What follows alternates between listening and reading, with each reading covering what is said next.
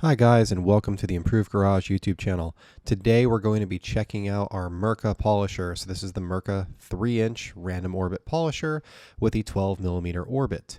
And what we're going to be doing today is doing a touch-up paint correction on the Mercedes-Benz. It's a 2020 Mercedes-Benz SLC300. We've had it since it was new. It's always been garage kept. It's been washed weekly for the most part the entire time we've owned it. And we've had it for a little over 2 years.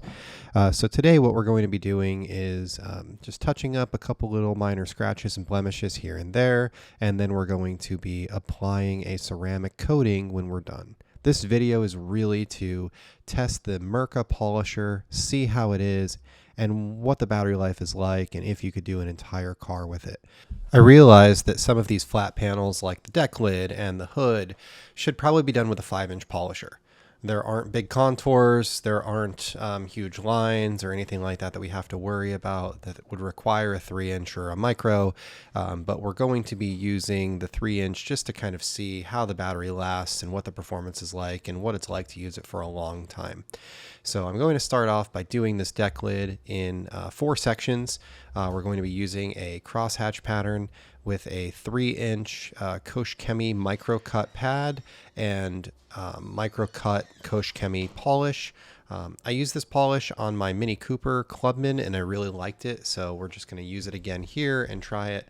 Historically, I've used Sonex's Perfect Finish for this car and it's done very well on the Mercedes paint.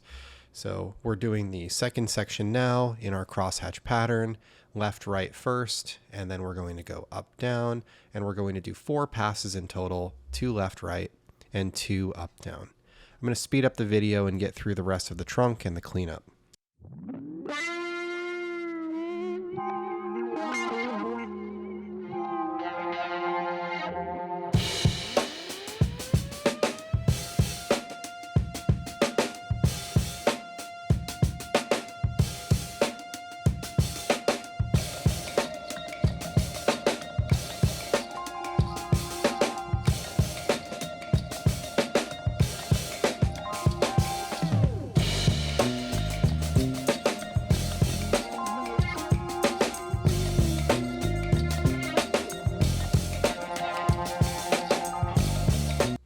So now that we've polished and cleaned up our polish with our microfiber cloth, we're going to inspect the area and see how it cleaned up. For this, I'm using my Scan Grip light, which is on a stand, but also a Milwaukee detailing light as an inspection light. And I'm just looking at an angle, looking for small scratches or anything that I might have missed.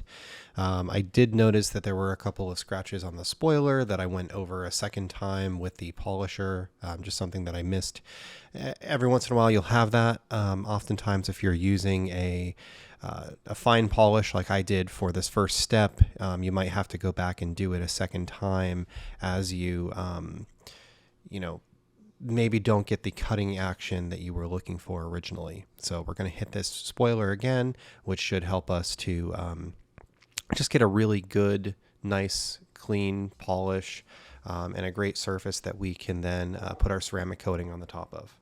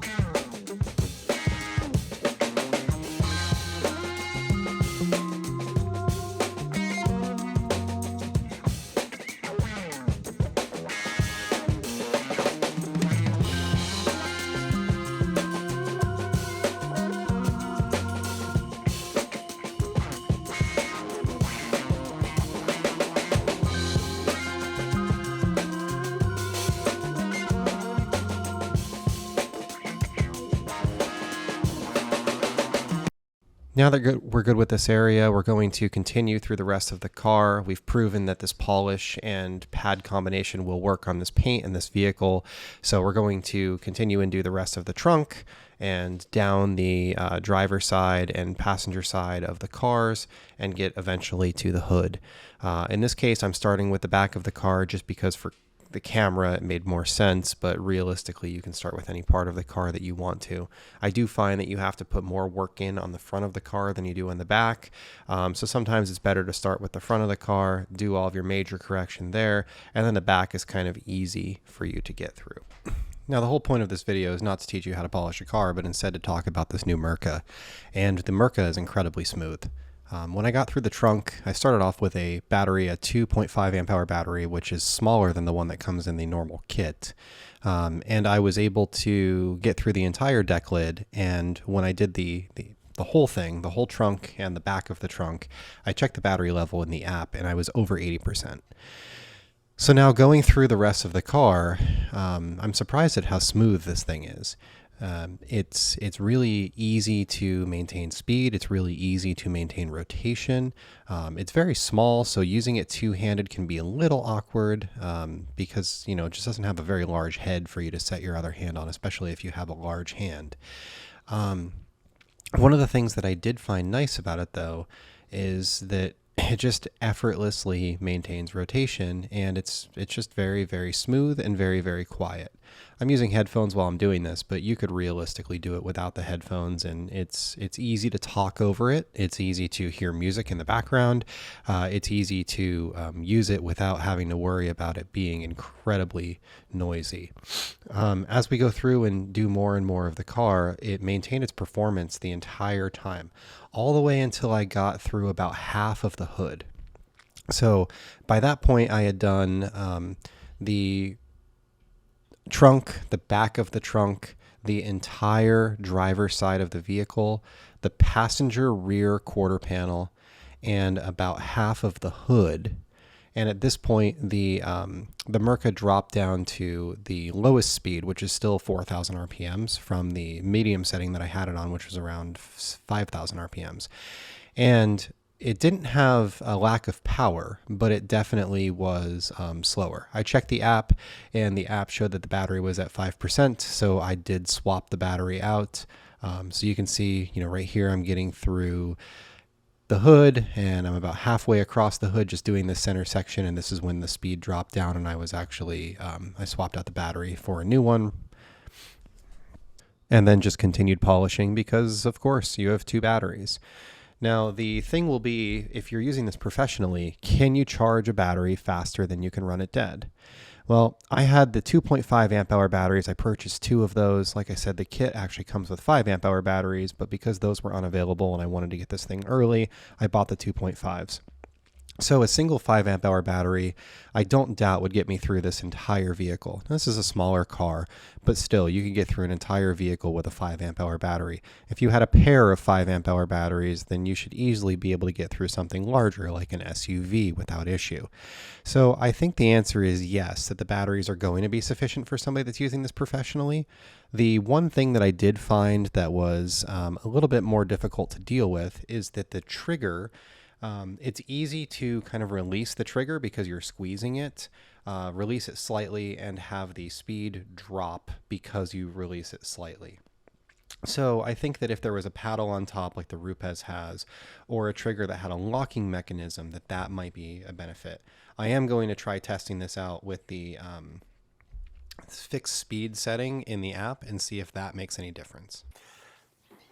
All right, so I want to wrap up this video. And I think from a context standpoint, if you haven't followed me for long, maybe you're new to the channel, maybe you just don't watch every video. A lot of people probably don't watch every video. You should understand where I started. So I am not a professional polisher. I'm not a professional detailer. I don't do this for a living. I work in IT. I like my cars. I like working on my cars, and I like keeping my cars clean. When I started off, I had two corded machines. I had a 3-inch and a 5-inch, and they both worked just fine. When they started coming off with the cordless machines, I started out with a Flex. I bought the Flex PXE80. The Flex PXE80, if you don't know, is a convertible machine. It's got a 3-inch and a 1-inch, and you can use it as either a 3-inch polisher or as what they would call a nano or a 1-inch polisher. And what I found with that was it wasn't great at being a 1-inch polisher because the head was very large on it. And then it didn't have a ton of power as a 3-inch, so it wasn't quite as good as my corded 3-inch, but it got the job done and it was effective. but it wasn't great at either one of them. I eventually bought what they call the Rupes Nano. It's this guy right here. This is a 1-inch polisher, and I started using this exclusively as a 1-inch, and I started using the Flex exclusively as a 3-inch. And again, this was before the Rupes 3-inch even existed. This was great. That was great. They both got the job done. The Flex was a little underwhelming from a power standpoint, but this was a much better 1-inch, so that one was just always a 3-inch. Then the Rupes was released, which is this guy. This is the HLR75. The HLR75, it's an 18 volt, 2.5 amp hour battery. It's a different battery than this, which I kind of find annoying, but it is what it is. It works very well, and I recently used it to do the entire Mini. So the green Mini Clubman that's behind me, I did the entire car with this. And there are sections that I could have done with my 5-inch. I have this Milwaukee here. But I just chose not to. I just continued using the 3-inch through the whole thing. Granted, I'm obviously not a professional. I'm not getting paid to do this, so I'm not trying to be as efficient as possible. I'm just trying to have a good experience, and I found the 3-inch was easy to use. It was lightweight. It wasn't very fatiguing. The 3-inch pads can get into a lot of tighter places that the 5-inch pads couldn't, so I just kind of continued using this throughout the whole thing. And I found that I liked the Rupes a lot better than the Flex. I tried picking the Flex up and using it a handful of times on the Mini, and I just found that I continuously came back to this. So in a last-ditch effort to like the Flex, I bought, they have a Flex wand kit. So it's a wand that plugs into the PXC80, and it kind of gives you this little handheld thing that you can use. And it's for like tight spaces, inside door handles, under trim pieces, stuff like that. I bought that, I used it a couple of times, and I didn't really care for that either. It was kind of clunky. You don't really have a good place to put the polisher while you're using it, so you've got this thing that you're trying to use one-handed while you're holding the polisher in your other hand. It wasn't a great experience. So I ended up selling the Flex. I sold the Flex, I sold the wand, all of the stuff together. I put it on eBay and it pulled $400 or something like that. So somebody got a decent deal. I spent a couple $100 to experience the Flex, and it just turned out it wasn't for me. Nothing against it. It's a good unit, worked well, but I just feel like this is a better 3-inch and this is a better 1-inch. And it was easy for me to make that decision. Now, these two are twice as much as the Flex. Like this is $400, the Flex is $400, that's that's more than that. I think that one's $500. So realistically, like it's double the price of the Flex. So if you're just looking for one polisher, the Flex might be the answer for you. But if you're looking for, the best 3-inch, up until I got this Mirka, I would have said buy this HLR75. I actually did say that. I said it in a video. I said it in multiple videos. I bought one and sent it to my dad. I like the thing a lot. It works very well. So now this Mirka comes out or gets discovered or whatever you want to call it, and everybody's talking about it. I bought one because I wanted to try it out. So we've got the Mirka, we've got the Rupes, and everybody wants to compare these two units because this is kind of the current one that everyone likes, and this is the new guy. So let's talk about them. So number one, this is lighter, the Mirka. This is 2.4 pounds, this is 3.2 pounds. And that's not the most accurate scale in the world, but I would be willing to bet that it's pretty close to that. It's just a package scale that I have in the garage here. So that doesn't seem like a lot, 0.8 of a pound, but it's a third of the weight of this unit. So, this times 1 1/3 equals the weight of this. This has a larger capacity battery than this does, which probably makes up for most of that weight. This is an 18 volt, 2.5 amp hour battery. So that would be, 45 watt hours. This has a 10.8 volt, 2.5 amp hour battery, so it's 27 watt hours. So it's about half the battery of what this has. I don't know that matters because realistically, either one of these in normal use, you can charge a battery faster than you can run it dead. So I don't know that you need to have a lot more battery in the tool than what this does. Because realistically, if you're using it for normal things, and granted, like if I put a pad on this and I hold it against a car for 20 minutes, it's going to go dead and it would be faster than the battery charged. Like I get that. But through normal use, you apply polish, you do a panel, you wipe that panel off, you inspect the panel, then you apply polish, do another panel, wipe that off, inspect. Through that normal session, the battery charge is faster than it goes dead. And it's the same thing with this guy. So realistically, I don't think the batteries are lacking in either one of them. So it really comes down to noise, vibration, harshness, and then like the ergonomics and trigger. So noise, vibration, harshness, this wins hands down. It is quieter, it is smoother, it has much less vibration, it weighs less, it's less fatiguing to use, it doesn't wear you out in the same way. Not that the Rupes is bad, it's just that this is better. You know, if that's an 8, this is a 9. It's really good. And I didn't realize that a polisher could be smoother than the Rupes until I picked this thing up. Just to be fair, I didn't realize the Rupes was lacking until I owned this polisher. But it's just insanely quiet. It's insanely smooth and it has gobs of power. Tons and tons of power. It's probably more powerful than the Rupes is, honestly, in terms of keeping a pad from stalling and keeping it spinning. As long as, you know, the batteries aren't going dead in this or that, either way. They both tend to have enough power that you don't really want for more power. But this definitely has more than the Rupes in my experience and in my limited use with both of them here, doing these couple cars in the last month or two. Now, cost. Rupes is half the cost of the Mirka. Rupes is $400, this is $800, like it's just not even close. You could, for the price of the Mirka, buy the Rupes and that 5-inch Milwaukee. When we're talking about value for money, we often care about what's included in the kit. Both of the kits are similar. You get a unit, you get 2 battery packs, you get a charger. That's it. Neither one of them come with a case. The Rupes comes in a cardboard box. This comes in a cardboard box. I would argue the Mirka's cardboard box is a little bit nicer than the Rupes's, but realistically, either way, you're going to throw the cardboard box away when you're done, and you're going to have a polisher, 2 battery packs, and a charger. For either one of them, if you're somebody who travels and does mobile detailing, you're probably going to buy something like a Milwaukee Packout or a Sustainer case, and you're going to build out your own case with foam for this unit to sit in or for that unit to sit in, or you're going to hang it on a rack somewhere and it's going to be on a wall like mine is here or something along those lines if you're in a shop like this. They both have a wrench to change out the pad. They both come with no pads. They both come with no accessories. They're just the polisher themselves. So as far as the included accessories are concerned, the chargers are very similar. The Rupes charger is a simple black unit with a light or 2 lights on it.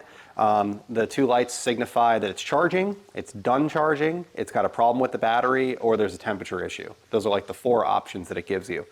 The Mirka has 6 options, so it gives you a problem with the battery, fully charged, and then there's 3 stages of charging and a temperature warning.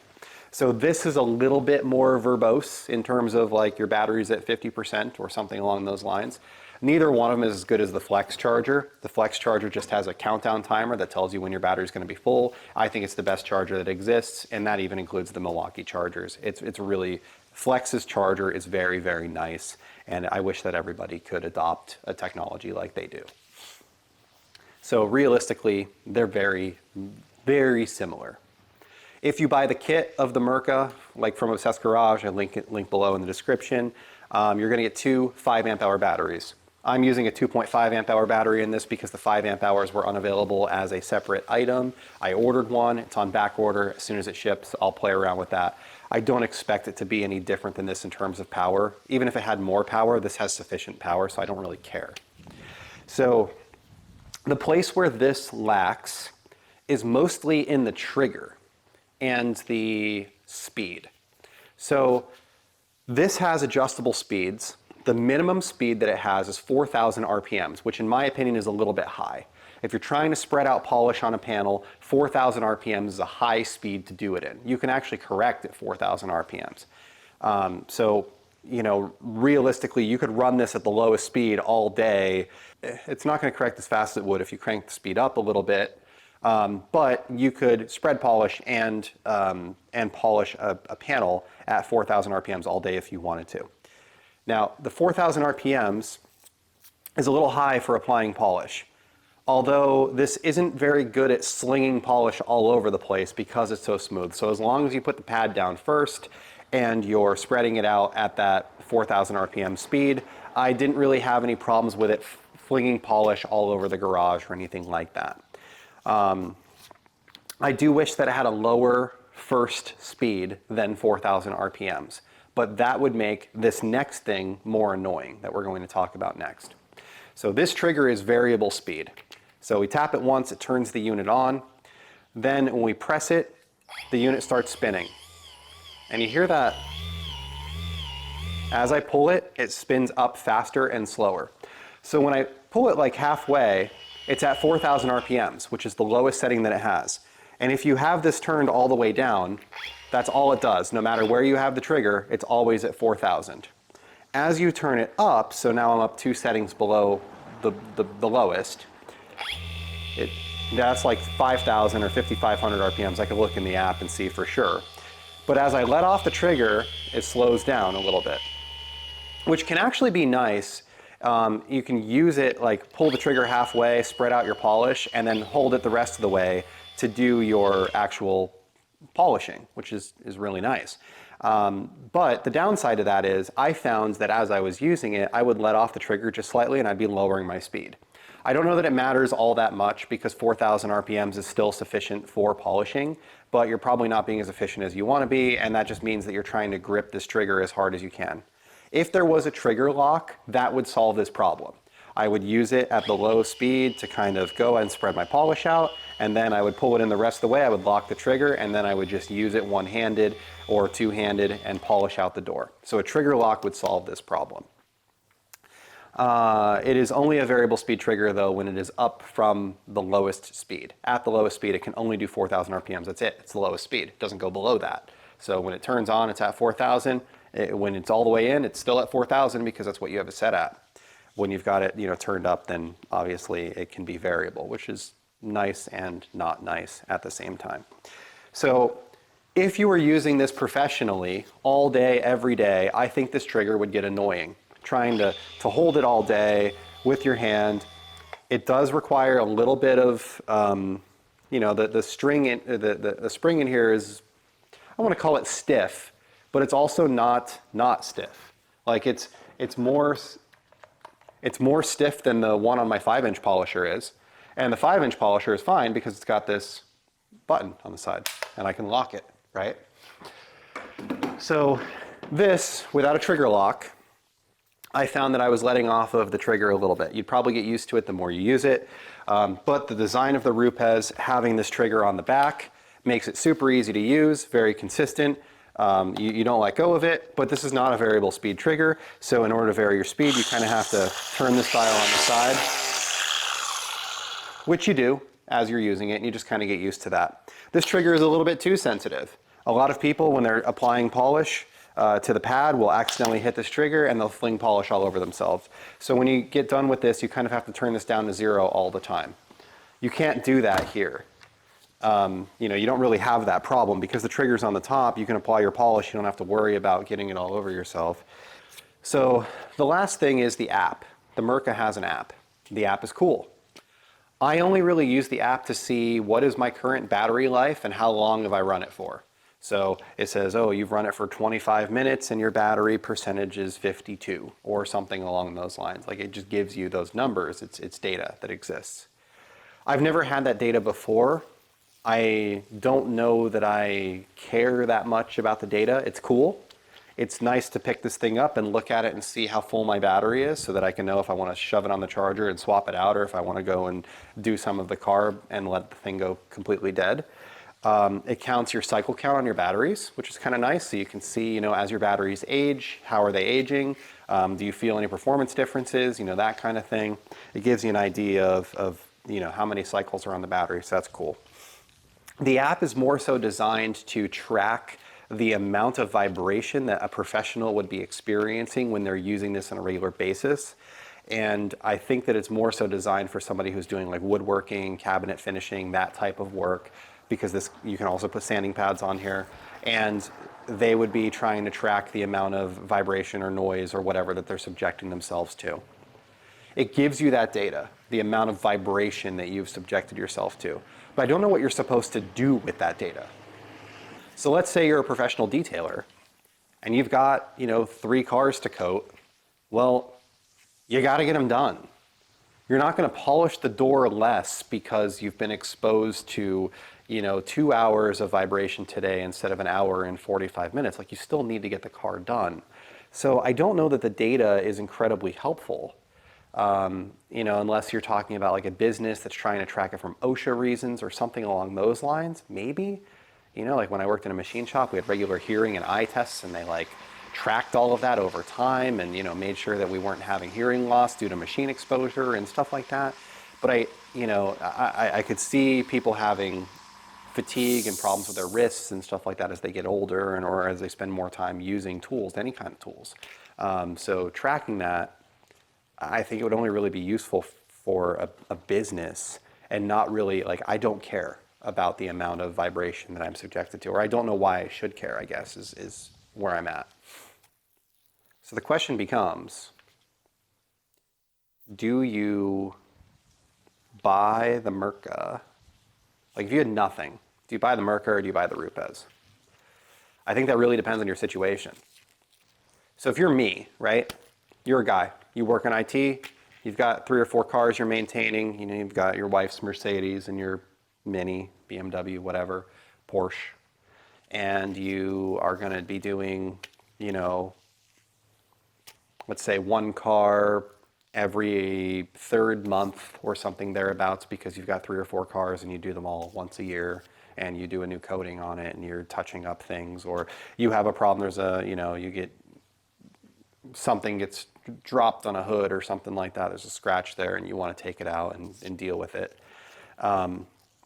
For me, I would buy this because I don't necessarily care about how much it costs. I care more about the user experience, and I think that this is a much better tool to use. This is a sonic cabinet compared to a Cobalt.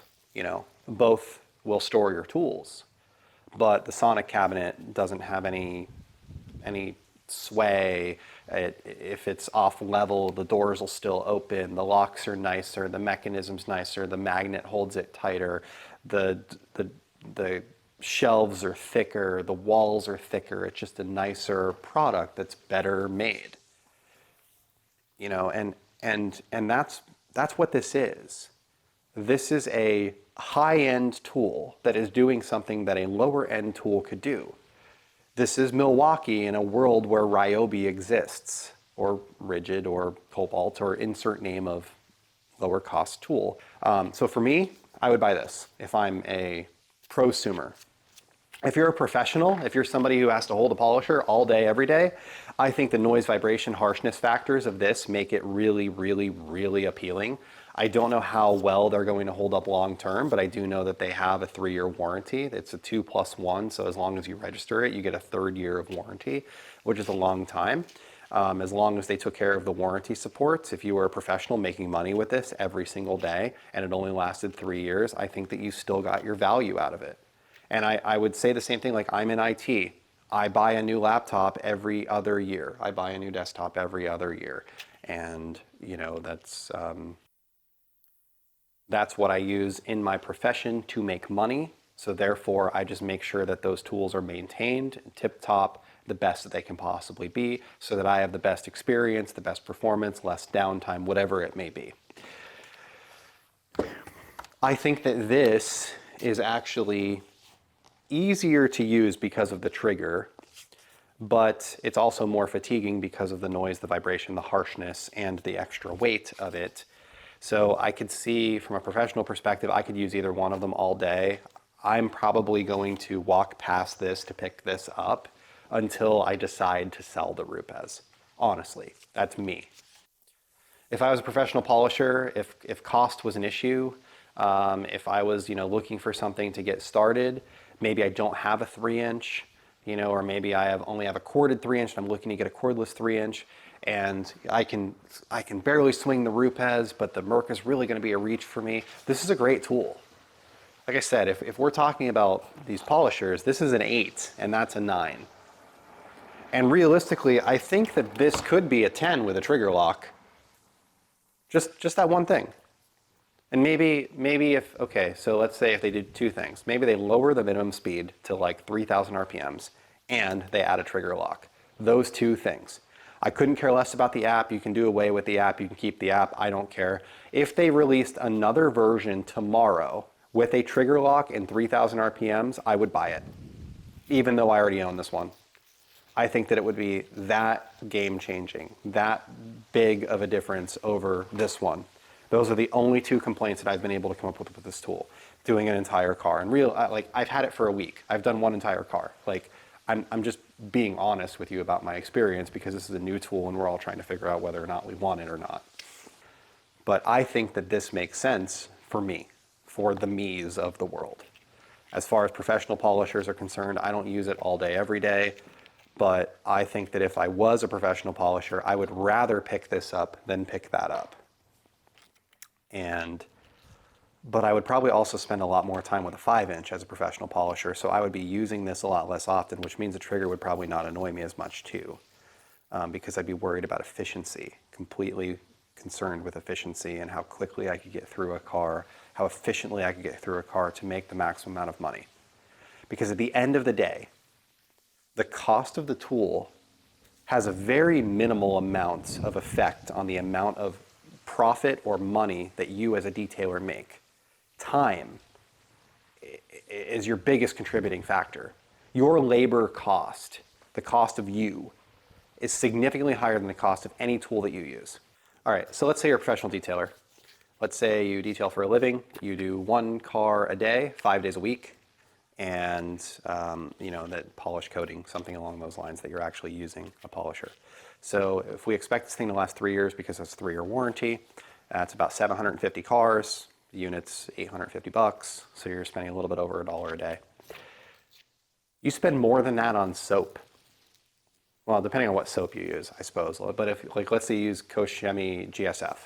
GSF is about $1.20 a wash for me, running with my pressure washer, my foam cannon, a normal dilution ratio, and doing a normal size car. I spend significantly more on chemicals and as a person who actually did this for a living and was paying themselves, you would spend way more money on labor than you do on this.